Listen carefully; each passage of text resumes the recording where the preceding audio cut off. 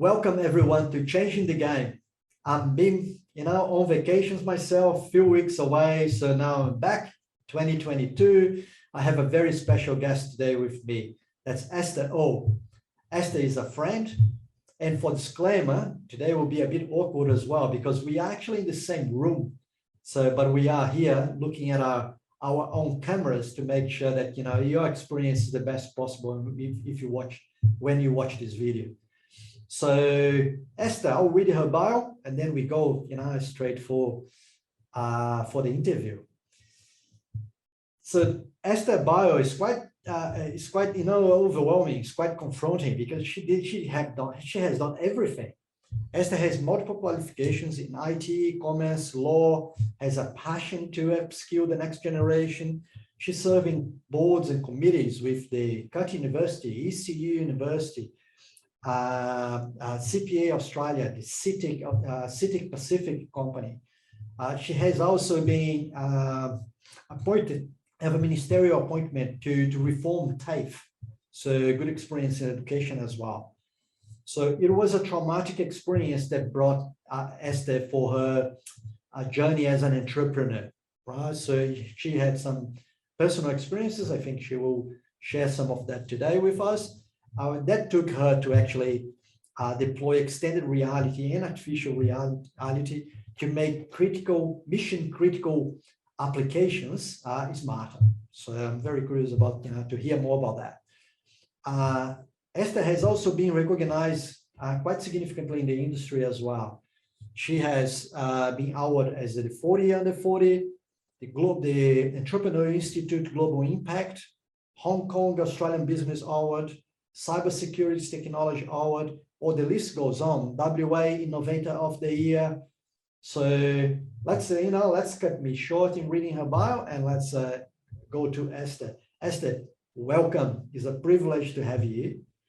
So welcome to the show. And I always start with this question. So Esther, I read your impressive bio, but who is Esther? What is about Esther that's not in that bio that you're happy to share with us? Yeah. Okay. Thanks, Wilson, for having me on your podcast. Well, I would say I'm just a mother who went through some traumatic experiences, as you shared, that actually transformed my vision, and I want to be able to use technology to solve a lot of the problems that we see today. So that's quite interesting. So what technologies, Esther? What is that you're doing? So I'm the founder of Agiliate. So Agiliate, where most people call us Agile 8, but it's actually Agiliate, which is an adjective meaning empowered to work smarter, faster, safer. And we do this by using extended reality plus artificial intelligence integrated into one solution where we call it X-ray vision. So basically with that, we empower people, particularly on the front line, and people who have to do mission critical work whereby time is of essence and lives are at risk, to be able to connect to remote specialists or to artificial intelligence who will guide them through these often very complex and time-sensitive kind of procedures. So if I get it right, so you mentioned about field services connecting to remote centers. So I'm wondering that means in health, for instance, so you have, the field emergency services, attending some sort of situations, but not always they have all the capabilities or possibilities that they need to solve a problem. Then you have someone, specialist in a remote center, and they communicate and work together the problem. Is that what this is about? Yeah, in fact, I'd like to tell you a story about how Agiliate started, because I founded this company when my very healthy son actually lost his vision through the misdiagnosis and the delays as a result of the first doctor not knowing how serious his condition is. And I realized that this problem is not just, a misfortunate event that happened to me. It actually affects more than 136 million people every year globally, of which 80% of these deaths and permanent disabilities are preventable. So that's why, I decided that the bigger problem to solve here is not finding a cure for my son, because we know that it's permanent and irreversible damage, but we know that there is a huge knowledge gap. So the first doctor who saw him, and even up to the second specialist, didn't have that knowledge of the last professor that we saw, who told me that, your son's vision could have been saved if the first doctor actually knew how serious it was and sent him to emergency for intravenous steroids infusion. So that's when I realized that it's so important for the first person on the front line, to be able to accurately diagnose that, okay, this is a serious problem. And if they don't have that knowledge, we are able to push our knowledge to the edge, right where they are on the spot, whereby they could make the right decision at the right time, rather than having this time delay, which would have cost a person's vision or cost a person's life. Wow.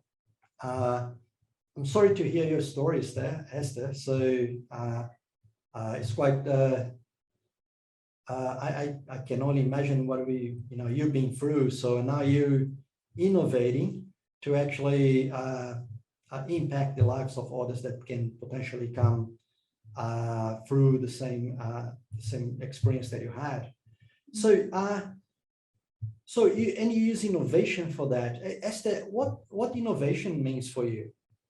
Well, I think innovation is basically problem solving, and it's problem solving using different perspectives. So you look at the problem from different perspectives, and at the same time, you actually think out of the box, of all the potential possibilities that you could use and the options that you could deploy in order to solve that problem in the most practical and cost-effective way.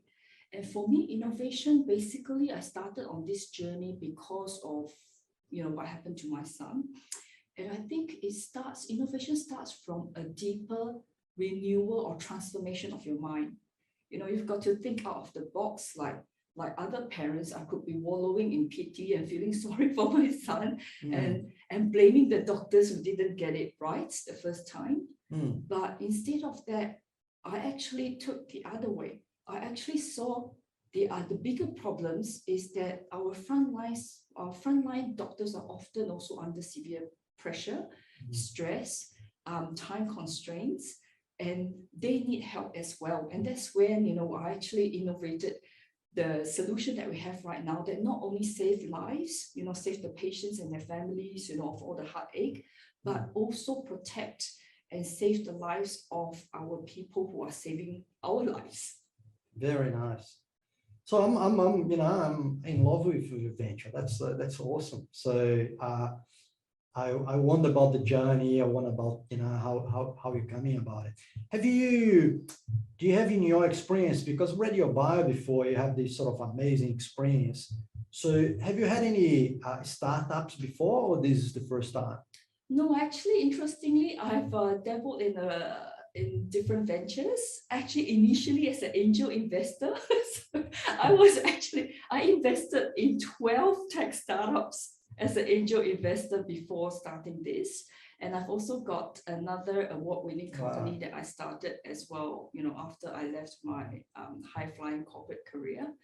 But this one is really something that is started out of, out from my heart, because it's not just problem solving, but it's also seeing that the world needs more people to realize that there's a lot more we can do to make this world a better place. That's very nice. So interesting. So you mentioned then that you actually had some experience before as an entrepreneur, but more than that, so you had experience as an investor. Yes. So that's unique. That's unique for a company founder. So did that experience of having been an investor before, did it help you anyway in raising funds for the venture that you're going through now? How is that, capital raising journey has been for you so far? Well, it's very interesting because having helped other startups, being an investor in their company and also helping them raise capital, but more like, as a friend, it's very interesting because the emotions are different. As an investor, of course, the due diligence, the process that you go through from two different sides is actually quite an interesting journey, because I get to see and feel how it feels to be a founder and how it feels to be like an investor. Having that knowledge of an investor really helps, because then I really know how investors think and how the kind of questions they will ask you during a Q&A.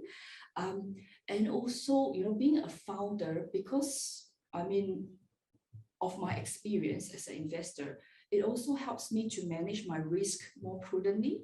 So I know how to manage the risk better, and also be able to stand in the shoes of investor as I'm presenting as well. So as we pitch to the different investors, I'm able to also see things from their point of view. So that's very interesting. So it gives you a perception that that the perspective of the investor, then it helps you to pitch. So is anything in your journey so far you can share with us? Have you raised capital? How is Agile 8 coming along? Well, we are actually probably one of the most, I would say that we actually accomplished a lot as a young startup. So in our first year of just prototyping, we won a couple of awards for our innovation and even for our cybersecurity. And we might have to go into the World Guinness Stop record, for raising we raised a lot of money from overseas. We've just spent 1 hour Zoom call. So basically we finished, and we have a oversubscription for our shares. And but of course, it's not always rosy pink. I can tell you that it's actually quite difficult as an Asian female migrant in Australia to raise capital. You'll be surprised at the amount of discrimination as well as the unconscious bias. I've even got some, capital funds who say, we really love your technology, we believe you guys can deliver, but you need to have a male Caucasian CEO as the face of the company, because that's how it works. And I was telling them that no, that's not how it works. Did you actually hear that? Yes, and it was actually quite atrocious, in the sense that back where I'm from, so I was born in Singapore, but I came to Australia when I was 17 on a scholarship and studied in Monash. In Asia, we never had this male and female disparity so big. In fact, I've always grown up thinking that nothing is impossible. Basically, I don't care whether you're male or female, you're a yellow skin or dark skin. We never had this concept that, you can't have a female and an Asian and a migrant. Being a CEO of the company, you need to put somebody handsome looking, somebody who's male, somebody who's white, in order to raise capital. And to me, that is just quite atrocious. When I heard that, I thought that's weird, because in Asia, we don't have that kind of concept. In fact, and I worked internationally in many countries, and in Hong Kong, you would see, or even in China, you see most of even the police commissioner or the people high in the hierarchy are women. And nobody would say that, you can't have a female and you can't have a migrant running the business because because of your gender. So that's so interesting, so much packed in what you just said. So first of all, I think you chose a perfect word. That's atrocious, right? So I can't believe that. So we know that there is the sort of prejudice still there. So but to be told in your face that that's something that's gonna is prevent you to get to where you want to, that's atrocious. That's a good word. So I was going to ask you a question about your experience as a female entrepreneur. So you already gave the best example you could give, which is not good. So the other interesting thing you mentioned is that you're being able to do the capital raising via Zoom, which is quite Well, that's not new anymore, right? So in the last 2 years, because of the our inability to travel and to see investors, face to face, that's happening to some people. But it's quite interesting that you were able to get that, and you were able to get that from overseas. It is a shame. So on the gender issues that we talked about before, so you're also not the first one that mentioned to me. So I was talking with a Chinese woman the other day, and I asked the question about how it was to grow up as being a female and whether that was challenging or not. And her response was that in China she didn't feel at all that because she was a woman she couldn't do this or she couldn't have that. The other way around. So she works in a STEM career, and her parents, her community, they all, praise her for that, for wanting that, and she was celebrated for wanting to be a scientist. So, which, yeah, now that's not too common in the Western countries, I guess. So that's what we have seen around. So wow, so then you're being able to achieve a lot in this short time of your venture. So you raise capitals via Zone and overseas. So and you had those sort of challenges to get there for being female. So I have a question that's related to education. So what caught my attention when I read your bio was your education background. As it goes in IT, commerce, law, and since you have that sort of diversity of backgrounds, and how do you think that helped or not, and would you have done it again? So how was that sort of higher education journey for you? Yeah. I mean, as a child, I always love to learn. I'm still learning right now. I'm constantly absorbing new information and learning from other people. Given my double degrees in commerce and technology, and even a master's in law, I think it really helps because it trains different parts of the brain, right? And you look at the neuroplasticity of the brain, it also puts you through different kind of environment to learn. And one of the key things when I was doing my master in law is to realize that lawyers are trained and they think very differently from accountants, for instance.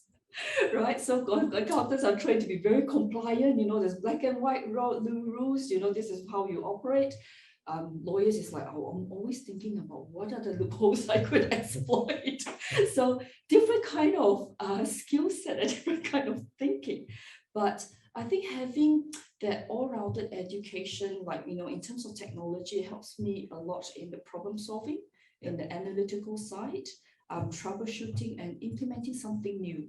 And having the commerce, or what we call the social sciences side, where you deploy a bit of your psychology, you deploy quite a lot of the EQ involved, also helps in, adapting to different challenges in the workplace. And obviously having that legal background helps you to know, what are some of the legal impediments to you implementing something new. So definitely encourage people to always look beyond your discipline. So, try and get to know how different disciplines operate and how they think, because that really helps you, when you work on a project where you have multidisciplinary team, you are able to appreciate their differences from you and be able to come towards a consensus that works as a win-win solution for all. That's interesting. So I'll pick on that and I'll ask you the next question. So if you're if a teenager is undoubted about what to do, university and etc., so go this way, go that way, what would you say? Well, for people in high school, I would always recommend them to explore. And I would always I always encourage, so for my own children, I always encourage them to go and master the art of the impossibility. And what do I mean by that? I mean that in our education system, we are often taught to, you can't do this, you can't do that. Even our legal system was saying, you can't do this, you can't do that. So our children grow up with this mindset of I can't. So the can't word is a very big word in their vocabulary. But what we should really do is that we should give them very safe, stimulated environments, give them a problem to solve, give them something that is challenging, that helps them to get out of the I can't mindset to I can. Because that's very empowering when the young people can actually experience that, wow, I can actually solve this problem on my own, or I can solve this problem with my friends, or I can overcome this difficulty because of all the different things that we've put together. So I think that's really something that is lacking in our education system. And the fact that, well, it's very encouraging to see that our governments all over the world are encouraging STEM subjects. But at the same time, I think we have to encourage our children to, even learn some of the arts and the social sciences. The psychology of human behavior, for instance, is very interesting and it's actually very useful. So as much as we want to emphasize on the IQ part, I always like to also balance it with, hands-on EQ part. And I think that's where all these simulated case studies or, problems or projects that you can put them to experience all these different diversity will really help them to choose their career choices down the track.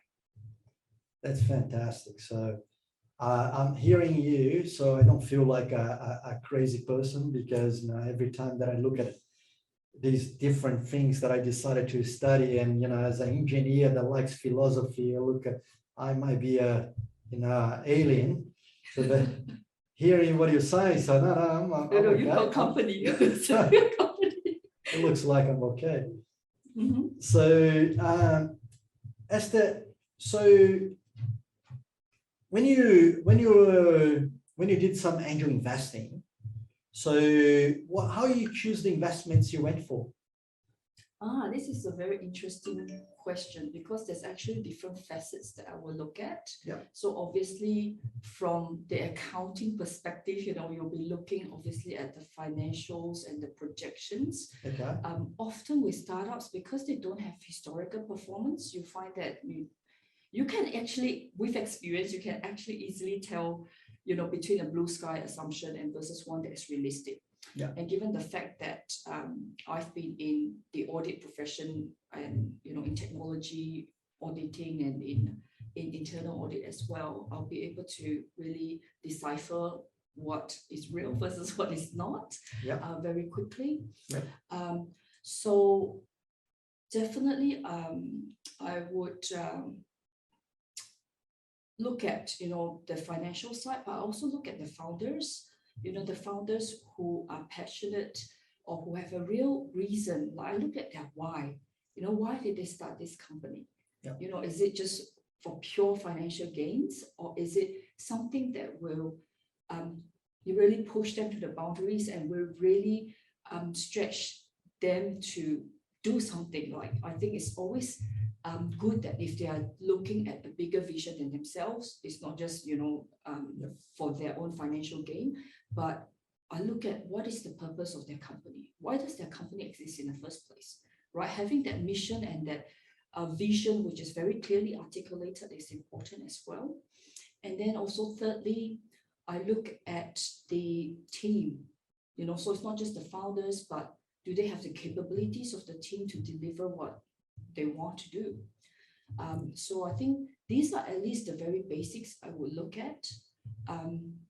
And also, I think it's also the synergy. You will talk to some startup founders and it's like immediately you get it, or immediately you click well. And then you will also come across some who is like, you will sit there listening to their pitch and you don't really know what they're talking about. So that's potentially maybe because they can't articulate their vision or their what they're trying to achieve very well. But also it could be, just that synergy is not there, because I mean, as an angel investor, you know that you are putting quite a lot of risk on by venturing into these startups. So you want to be able to work with these people and also help them. So, not just chuck them a chunk of money, but you really want to be able to look at, oh, how can I help this startup? Like, is it in a relevant field where I can really value add to them, or I can bring some introductions, or I would have other friends who will be their potential investors who can actually help them grow the business. So I think it's always a two-way street. It's not just one way, but rather it's a synergistic kind of relationship, I would say. Yeah, pretty good. So that was your head as an investor. Then come to a new venture. So what is next? So you got some investments from overseas, some overseas capital, and now you're going for where you are now and what the future holds for you guys. So we were actually very strategic. In fact, we would also say that we are very selective of what money we take. In fact, we've actually rejected some funds who even offered double the money for the same amount of equity, because they were not the right people for us. And I think it's very important that you always have the people, whether they are investors or whether they are your co-workers, your staff, or even your customers, that they actually know why you exist and what you're doing, right? So that you actually have a common goal that you're trying to achieve, that you can actually get your mission done. Yeah. So from that perspective, it's always useful to project with the right team, that you could project your growth in a more realistic way. So at the moment with Agiliate, that we've raised the capital that we required, we can actually expedite what we try to do, because in technology sometimes it's not about the innovation, it's actually about the speed to market. Yep. It's how fast can you deliver this solution to where the greatest need is and where your customers are willing to pay. So that's where we are at the moment. We're working a couple of clinical trials right now with some of the very renowned professors, and we're very fortunate when we decided who to go with for our capital. We've got professorial doctors, surgeons who exactly know the problem we're solving. So they also help us refine our solution with their expertise. And they are the ones who are backing us up. So it's incredible to have people who know what you are doing to back you up, because that doubles up your credibility to know that you're solving a real problem that people are willing to put money in. So very nice. So good. So it looks like you have a nice future a nice future, and very nice challenges to go through as well. So Esther, I have a question in terms of what you said. So you mentioned that you had an opportunity to take more capital, or eventually even same capital but in a better deal for you. So you decided not to. So the aspect of that I want to ask you is this. So I'm pretty sure, having this chat with you, that you recognize that having that offer of capital is quite a privilege, right? So and not everybody has that. So and you guys could achieve that. So what do you think was key for you to be able to attract that investment interest? Well, first of all, me and my co-founder, we all have track records in business. So we are not like new startups, like fresh grads who don't know what we're doing. We've actually got successful businesses to back us up. That means we know how to run the business. Yep. And we've also got the right connections. And I think that's really important, because we've got credibility in industries, and having that connection, it only takes 1 hour for us to pitch to them. Compared to not having a connection and you having to try. I see a lot of startups, what they do is that they'll engage all kinds of capital funds to try and raise money for them. They go for crowdfunding platforms and pay a ton of money for them, but they are not very effective. Yeah. The other way that they should really look at their fundraising strategy is to first identify what sort of money you are after, what kind of investors you want. It might be angel investors, it might be friends and family who don't mind you losing money. It might be venture capitalist funds who have a lot of, international networks that could springboard your products and services overseas. Yeah. You've got to pick the right partners to work with you, because I've also seen a lot of startups, they get stifled by the wrong investors. and investors who literally run the company for them. And then the founders, if they don't have a very strong passion and a mission of what they're doing, they just get led by the nose. Yeah. And that's not where you want to go. I mean, you need to have that kind of having the right team. That's why I can't overemphasize that. Is very crucial. And the right team also includes the investors who are on board with you, because I always treat my investors like family, because you have that accountability, you've got that relationship with them, that you obviously on one hand, as the founder, you want to do the very best that you can to return their ROI for them. But at the same time, it's just beyond the financial accountability. You know, the fact that they have that trust in you, they have that faith in you. It's almost like a parent having the faith in their child will excel in school, right? So it's that kind of mindset, and the fact that because, you know, we've always delivered, and we know, I mean, the people who invest in us, they know that we are the kind of person who do whatever it takes, right? As long as we operate in the legal ambits of what we're doing, to get our goals achieved. And I think that unwavering kind of, how would I say, it's unwavering persistence to do, you know, and achieve what we promised are very important. In fact, I mean, when we sent out our first shareholders update, we've already exceeded, we even exceeded a lot of our KPIs that we set for ourselves. And they are quite hard KPIs. They are not like, you know, very easy KPIs to make it achievable, but they're quite hard KPIs. We've exceeded them, and we actually achieved them faster than we expected. So this is fantastic, Esther. So look, funny enough, so I mentioned that in the beginning with you. So these our podcast, our show goes for 30 minutes sort of thing. So and that time passes like, right? So we actually reached that 30 minutes mark already.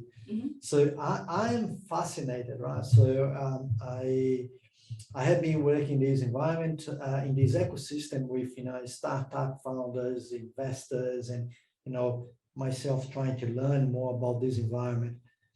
And you encompasses so much of those things that the theory talks about. There are maybe two key things that I look at you, and you know, this is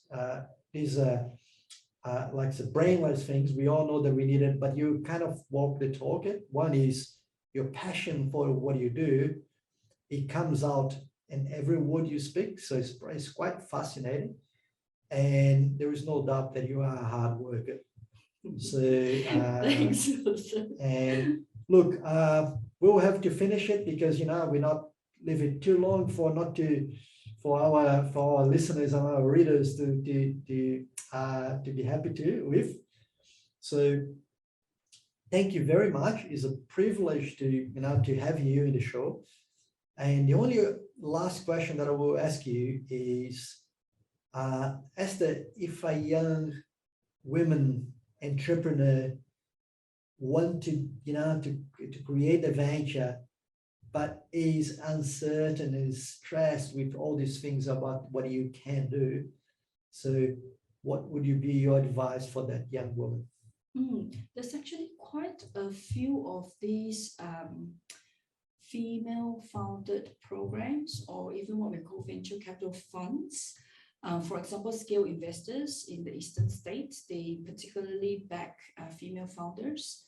And then in WA, with just one of my good friends, a couple of my good friends, I would say, have started Venture X.